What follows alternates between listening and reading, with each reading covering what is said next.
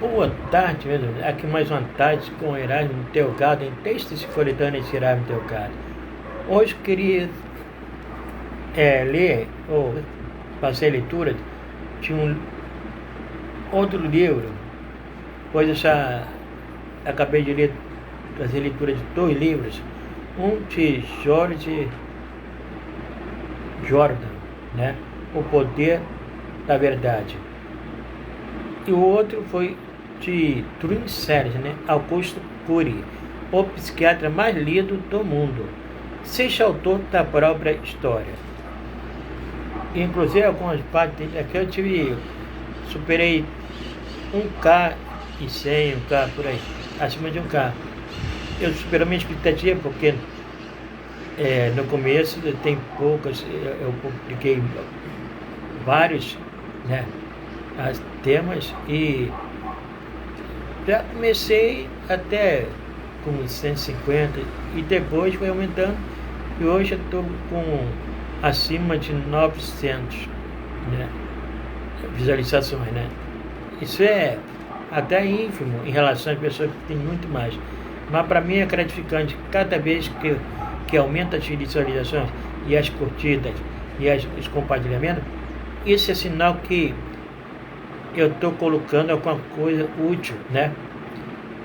Para mim que é relevante, né?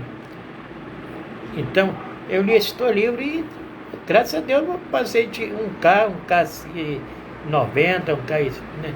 E chegou um lá que vai até 1K e 360, né? E está em ascendência. Então, eu li esse teu livro, para minha surpresa, fui muito bem acolhido, né? Mas hoje eu queria dar início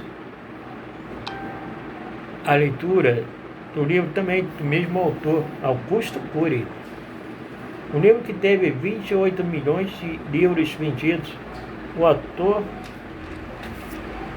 mais lido da década. Título do livro, O Homem Mais Inteligente da História. A épica jornada de Marco Polo, um cientista ateu, para desvendar a fascinante mente de Jesus. E da mesma editora, Sextante, né? Então, irei dar início à leitura, mas quem quiser adquirir o livro, ele está nas livrarias, né? É interessante, esses 3 livros que eu li, os 2 primeiros que eu publiquei, né, que eu li, né, fiz a leitura desses 2 livros, eu já tive uma boa visualização, né? Então é sinal que agradou, né? Mas, tudo bem. Então vou dar início hoje à leitura de Augusto Cury, O Homem Mais Inteligente da História, da editora Sextante. Vamos à leitura. Dedico este livro a alguém único. De todas as coisas que conquistei na vida, você tem lugar de destaque. Obrigado por existir.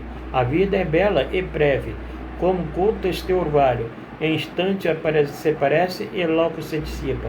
Aos primeiros raios do tempo, por ser fascinante e efêmera, deveríamos transformar lágrimas em sabedoria e perda em maturidade.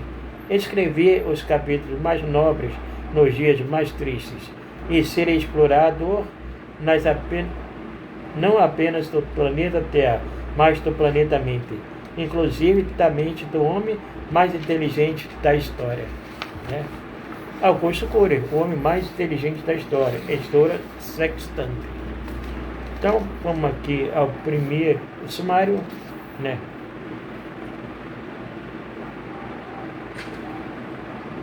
Prefácio. A Era dos Mendigos Emocionais. Primeiro capítulo deste livro de grande relevância. Prefácio. Provavelmente fui mais cético e crítico do que os grandes ateus da história como Marx, Nietzsche, Diderot, Freud, Sartre, ao produzir uma das poucas teorias da atualidade sobre o funcionamento da mente e o progresso e o processo da formação de pensadores. Tornei-me há muitos anos um ateu científico, enquanto a maioria dos ateus notáveis foi, na realidade, composta de antirreligiosos. Apesar dos meus limites, resolvi estudar de forma detalhada a mente do personagem mais famoso da história, sob critérios psicológicos, psiquiátricos, psicopedagógicos e sociológicos. Esperava, ao estudar a personalidade de Jesus, encontrar uma inteligência comum, pouco criativa, pouco analítica, pouco instigante, sem gestão de emoção, ou então um herói mal construído por galileus. Entretanto, fiquei perplexo, tornei-me um ser humano sem fronteiras. O resultado dessa prolongada pesquisa, que levou mais de 15 anos, compõe esta obra, O Homem Mais Inteligente da História, que se constituirá de vários volumes.